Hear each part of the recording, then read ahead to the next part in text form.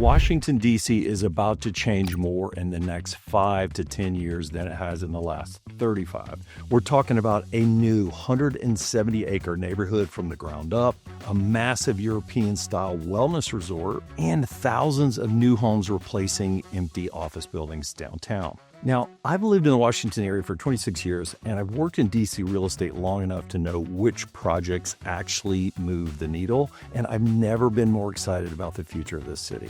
Today, we're breaking down 11 major projects that could reshape D.C., and the first one is something that is a first for the entire U.S. D.C. is getting a massive European-style wellness resort on the Anacostia River.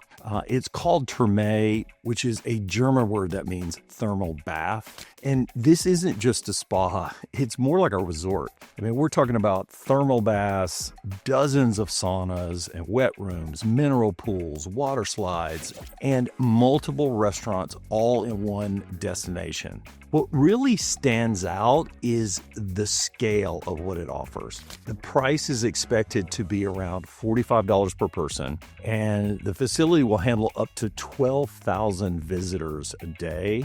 With that kind of volume, this will likely be a draw for the entire region, if not nationally. And the numbers behind it are big too. A $500 million investment with projections of $1.5 billion in tax revenue over the 25 years. Now, during construction alone, there's over 5,000 jobs are expected, and once it's open, roughly 700 permanent positions. Now, some of that land is still federally controlled, and the district is working through that process. But the fact that Therme was selected in 2025 and is moving forward makes this the most serious momentum we've seen for Poplar Point to date. Now, the exact timeline is still taking shape, but planning and approvals are actively underway. If this happens, and I believe it will, it shifts DC's identity a bit, right? So this pushes DC more toward lifestyle and wellness. Now, this is just one piece of how the waterfront is evolving. The Commanders are officially coming back to DC after all those years at FedEx Field in Maryland. They're returning to RFK site with a brand new stadium, and this isn't a small upgrade. We're talking about a roughly $3.7 billion, 65,000 seat roof stadium. It's designed to host football, major events, concerts, other big events year round, even a Super Bowl in the future. Groundbreaking is expected this year, and the goal is to be ready for the 2030 season. But honestly, the stadium isn't just the headline here. I've been following this for years. I believe the real story is what's happening to the entire RFK campus. There's about 170 acres being turned into an entirely new neighborhood. The area around the stadium will be called the Plaza District. It's planned as an entertainment zone with restaurants, bars, hotels, and housing. And think of it as like a game day energy, but it's also a place where people actually use year-round. Then along the Anacostia River, you will have the Riverfront District. That's more mixed-use housing and public spaces, and it will connect people to the river and the trails there. I'm especially excited about this as part of the river is beautiful, but is not fully accessible now. So this is my favorite part of, besides the stadium, of the plan here. Near Kingman Park, there's a district that will lean more residential. There's also a recreation and sports district plan. Now, this will be an expansion of the fields that are already in place now. And something a lot of people don't realize, a meaningful portion of the site is planned as parks and open space, especially along the river. Altogether, the plan calls for 5,000 to 6,000 new housing units over time. So this isn't a quick flip. We're talking about a multi-decade transformation. Now, all of that being said, there are some significant infrastructure improvements that will need to happen first. So as with any large-scale construction, there will be some inconveniences to the local residents. Okay, to round out our heavy hitter section, we've got something different in scale, but big in impact. The Four Seasons private residences in Georgetown. This one isn't about creating a new neighborhood. It's about making an architectural statement. The building is designed by David Adjaye, who is a globally recognized architect who also designed the National Museum of African American History and Culture here in D.C. So right away, you know this is a design-driven project. The landscape is by Lauren Olin, one of the top names in landscape, which tells me the building and the outdoor space are both being treated as design pieces. There will be over 70 residences with average prices north of $5 million. So yes, this is an upper tier of DC's luxury market. But what makes the project stand out isn't just the price point. They're adding a 1-acre elevated park on top of 100 parking spaces. Construction started in 2023 and is actively underway. Now, this is a long-awaited redevelopment of the Old West heating plant, a site that sat in limbo for years. What I like about the project is the message it sends. Even in a place as historic and established as Georgetown, there's still room for bold, modern architecture and ambitious ideas. By the way, I'm Brad. I'm a local real estate agent who makes content all about moving to and living in Washington, D.C. based on my 26 years here. So if you're thinking about buying or selling in D.C., my contact information is in the description below. Okay, let's talk about downtown D.C.'s comeback. If you follow local news, you know downtown took a real hit during the pandemic. Office towers emptied, foot traffic disappeared, and some blocks, especially in these office-focused areas, honestly felt like a ghost town. The city's response hasn't been just talk. It's been that of investment. Billions of dollars in real projects and signed deals aim at bringing the energy back to this core. One of the biggest anchors of that plan is Capital One Arena. Now, this arena has been home to the Wizards and the Capitals for decades. I'm actually going to a Caps game there tonight. And now it's getting a full transformation. We're talking about roughly $800 million total going into renovations, including over $500 million in public funding, with completion targeted before the 2027 and 28 season. And this isn't just a refresh, it's a reimagining.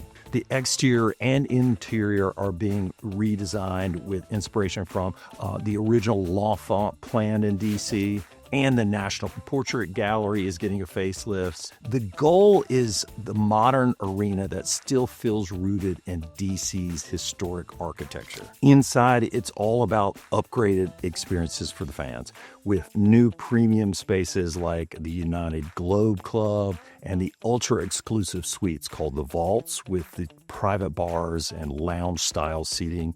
And here's something most people don't realize. The arena is expanding by about 200,000 square feet by integrating the adjacent Gallery Place property. The district even bought the arena for $87.5 million and leased it back to Monumental Sports Entertainment through at least 2050.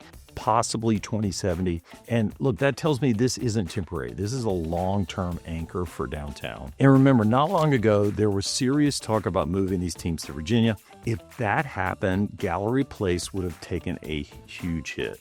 When you have sports, concerts, and events bringing tens of thousands of people downtown regularly. So this project isn't just about an arena. It's about stabilizing and re-energizing the heart of the city. Now, the arena renovation is just one piece of the puzzle here.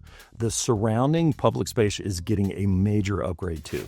Gallery Square is a $35 million project to create a civic commons around the National Portrait Gallery. The district set aside about $8 million in 2026 as part of this investment, with more funding coming later. RFPs are going out this winter, and the target delivery is summer 2027, which should line up with the arena renovation. Here's why this matters. Gallery Place, Chinatown was hit harder than almost any DC neighborhood during the pandemic. The goal here is simple: bring back pedestrian activity and street life. Okay, now let's talk about one of the big biggest shifts reshaping downtown DC, converting empty office buildings into housing. Remote and hybrid work changed demand for office space. Buildings that were once full now have high vacancy rates. I mean, this is happening across the country, but the city's response has been to make it easier and more attractive for developers to convert office into apartments and condos. And let me show you three major examples. This is DC's largest office to residential conversion. 2 buildings on Connecticut Avenue are becoming 600 residential units across about 700,000 square feet. The developer's Post Brothers is investing about $400 million. The project is also one of the first to receive DC's Housing in Downtown incentive, which is a 20-year tax abatement. That's the city saying, we want this to happen. Financing was definitely a hurdle, but in January 2026, the project secured over $500 million in funding, and that's a major milestone. Now, where the Universal buildings had financing challenges, 1125 15th is moving fast. The former DHS headquarters is becoming 264 condos developed by Lincoln Property with Hickok Cole as the architect. They will be studios through 2 bedrooms. Ground broke in early 2025 with units expected in 2026, the spring. That timeline tells me that the project is well-funded and efficiently run. There's parking and a rooftop pool. This is one of the first major conversions actually delivering units, and it will be interesting to watch how the market responds. Not every conversion is a glass office tower. The Flour Mill project, converting historic mills from 1847 and 1922 along the Georgetown waterfront, will be luxury apartments. About 135 units are coming from former office and retail space. The last I heard that it's still in the design review phase, but the developers are choosing to preserve the historic character of the building instead of tearing it down. Now, in a neighborhood where new construction is limited, this adds another nice option for Georgetown. Now let's shift gears for a second. Some developments change a city fast, right? Others take years, even decades. But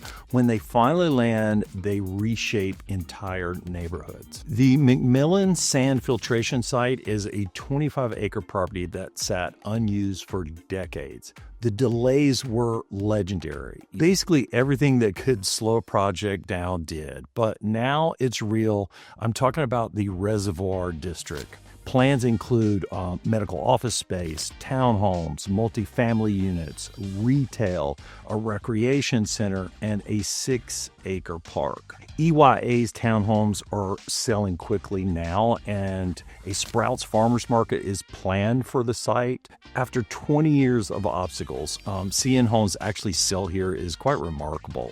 It proves that even DC's most contested projects can eventually happen. This next one sat empty for 25 years along the Anacostia River. A 15-year tax abatement approved in 2025 finally unlocked the River's Edge project. Now, there's a 3-phase plan for mixed-use development with up to 900 residential units. There are new developers, new financing, and incentives have finally aligned. The Anacostia waterfront has long been a vision for city leaders.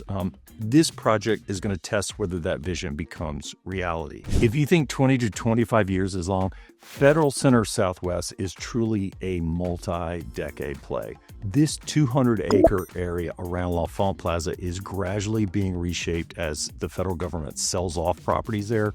Several major buildings are already on the market. Southwest DC was rebuilt during the mid-century urban renewal period and had always felt a bit disconnected. So this is a chance to rethink it. There's talk of new museums, residential, hotel, and trophy office development. The timeline is long, though, but the scale is enormous. This could become DC's next major neighborhood transformation. So what do all these projects mean? What is the big picture? Looking at everything together, it's hard not to be optimistic. If even most of these projects move forward, the DC of 2030 will feel very different from today. The smartest buyers and sellers are paying attention now. If you're thinking about making a move in DC, it's worth having a conversation early. My contact information is below. And if you want to dive deeper into one of the biggest projects here on the list, check out my RFK Stadium redevelopment video linked here. I'll break down the timeline, the districts, and what it means for the city. Thanks for watching, and I'll see you on the next one.